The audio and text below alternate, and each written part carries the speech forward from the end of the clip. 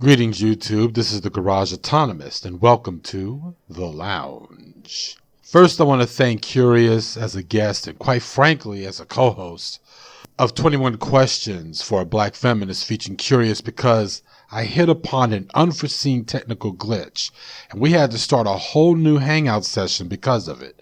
The original session I scheduled was set up for the Garage Autonomist Google Plus page as a scheduled Hangout on-air event and not a live Hangout event from YouTube.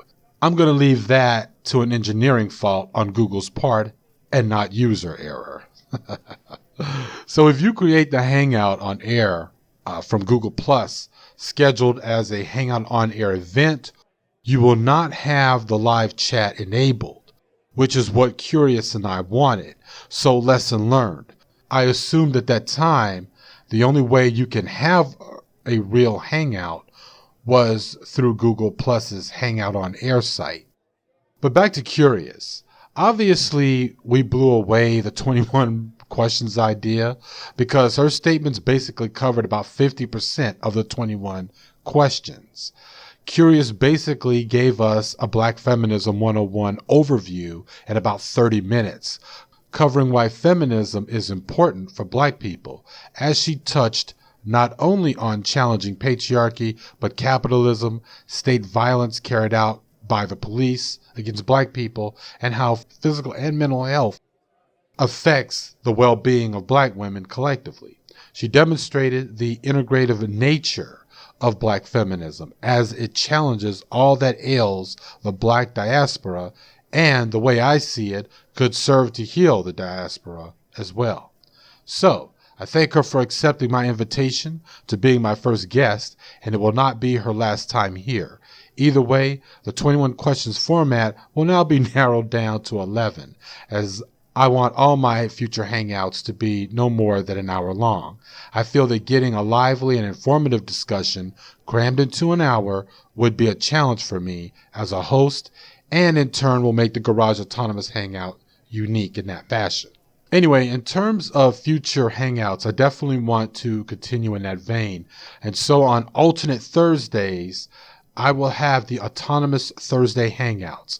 11 questions for fill in the guest. And then on the next Thursday, the Autonomous Thursday Hangouts Jump In Roundtable, where I invite different guests to discuss 2 or 3 set topics. Does that sound complicated? Tough titty. I'll be posting the topics and announcements every Sunday so people can see if they'll be interested in watching or joining. I want to have Pure Butterfly Spirit and Force 100 for the first Jump In Roundtable, as these people have been my earlier and stronger supporters, among others. Speaking of supporters, I want to give a needed shout out to my old subscribers and the new. And damned if I didn't pick up 6 new people last night alone, but mostly thanks to my guest, and 4 new subscribers over the last week. Last I saw, I had about 83. This is the only time you'll ever hear me talk about numbers because it's about me being appreciative of those who obviously come here to hear and watch what it is that I'm doing. I don't take y'all's decision to hit that subscribe button lightly, so thank you again. And now that does lead me to bring up why I don't really consider myself a YouTuber, but I just like making videos. Not a YouTuber, just like making videos. Not a YouTuber, just like making videos. Not a YouTuber, just like making videos. Much respects to Pinhead's Blackson, who I subscribe to, and is another of the long line of people on YouTube I find as an inspiration because he's here to make content that teaches and challenges people to think. And that's what I want to do. So the gist of Pinhead's opening, saying that he's not a YouTuber and he just likes making videos, that what he's really trying to say is that he's not being a YouTuber, one who chases numbers. In other words, views and subs for the sake of YouTube celebrity. It seems that if that is what one wants, they either have to be purely an internet entertainer or a dehumanizing shock jock who embraces lower common denominator populist beliefs, or they embrace racism, sexism, and reactionary politics. And it seems that shit like that is popular on YouTube.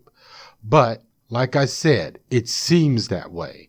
Looking at the people who have subbed to me, looking at the growing popularity of John De La Logica's Hangouts, and the loyal supporters of people like Jenny McDermott, YouTube doesn't have to be left to these unwashed masses of keyboard bullies and drones born of corporate culture.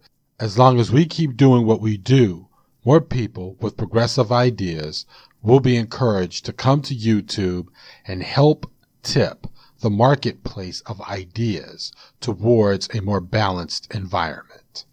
So, regularly scheduled programming will resume starting this weekend and going forward next week. I was hoping to post my video about the so-called soft coup in Brazil and the first installment of Who Are the Pro-Blacks earlier this week, but I couldn't. So look for those. And finally, before last call, have I ever told you that I like comic books?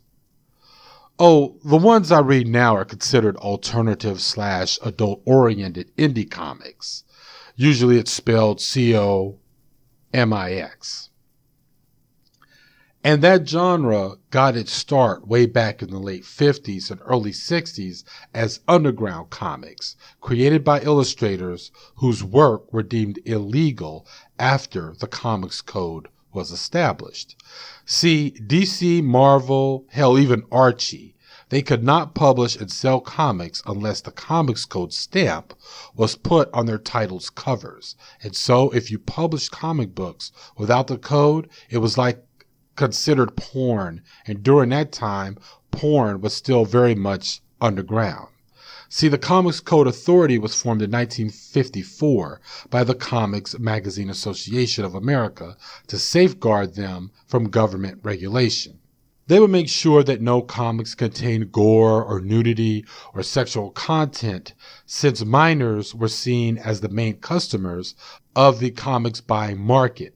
Before the Comics Code, there was a panic among the religious right and parents in general that comic books might warp kids' brains with images of people's eyeballs being popped out or female characters depicted wearing old fetish garments, not unlike pinup models of that era. The Crypt Keeper comics, if I'm not mistaken, were one of the original titles targeted for censorship. So after the great cleanup, and as the years drifted on, some artists who chose to continue doing that work decided to sell their stuff in specialty shops, like the head shops of the 1960s and any place where counterculture was sold. Among some of the vanguard of the underground comics artists were S. Clay Wilson, Trina Robbins, and Robert Crumb. Most of their stuff dealt with whatever would shock people. Robert Crumb early on would gain the rep of being the hero for the hipster fanboys of his time, and at that same time he became a target of critique as a sexist by the feminists in that era. When underground comics were no longer seen as illegal, as long as they were sold in actual comic book stores and sectioned areas where minors would need access with a state ID to purchase them, Robert Crumb had already become a pop culture star with his famous Keep On Truckin' icon and his Fritz the Cat comic strip that would later become the first X-rated animated movie. By the mid-1970s, there was almost no point in calling underground comics underground. I was introduced to the regular mainstream superhero comics by my mother when I was 8 years old. This was when we moved to Santa Fe, New Mexico after her divorce from my stepfather. She was always into comics when she was a kid, with Archie comics being her favorite. She bought me Spider-Man and a slew of superhero comics I really didn't like. But I did find my own favorites, and I might talk about them in a future lounge episode. Now, in my time as a teen in the 1980s, I was very familiar with things like zines, which are homemade magazines put together by anyone, and the zine would be about anything. And I was into indie film, but I wasn't alienated by the concept of adult comic books being sold outside of Marvel and DC. and having nothing to do with superheroes at all. Because by the mid-1980s, I wasn't trying to hear about Captain America. Hell, at that time I was reading the two legal adult science fiction and fantasy publications that I could get away with buying as a teenager, and that was Heavy Metal and Marvel's Epic magazine. In fact, it was an article in Epic that documented the history of underground comics. And so I was fascinated with wanting to buy one. It was just one problem. I was too young to buy that shit at the time. But the 1990s rolled around, and I was taking what would become a long break from activism and life seriousness. I figured I would catch up on some reading, and why not start with alternative comics? I will have to do a future episode on all the titles and artists that I fell in love with, but these kinds of comics fit my temperament exactly. They covered slice of life, people's realistic misadventures and relations to people in the workplace, way before the fake edgy shit that we see today in most movies. Imagine an R-rated or an X-rated Seinfeld, or nuns who practice S&M. What about a woman who draws a chapter of her teen years when she had an affair with her mother's boyfriend? That was alternative comics. But I just have to say that the one series I cannot end this topic without mention is the Hernandez brothers' Love and Rockets. I was a whole decade too late to have been able to immerse myself in a world created by Jaime Hernandez, where Latino punk rock girls have misadventures crossing over with luchadores who they were caught up in world espionage and other such craziness. Then there's my favorite, Gilbert Hernandez, whose stories mostly take place in a fictional Central American town called Palomar, where he writes an epic gangster love story about a young woman named Luba, whose life has been traced all the way from her teens to her middle ages, and she is just one of the many stories and characters that Gilbert has created. So I just wanted to tell you about one of my other favorite loves, alternative comics. On the next lounge, I'll get into black representation in both alternative comics and indie film, which is a huge gripe of mine. And that will be in the next Autonomist Lounge. Until then, drive home safely from the lounge. Peace.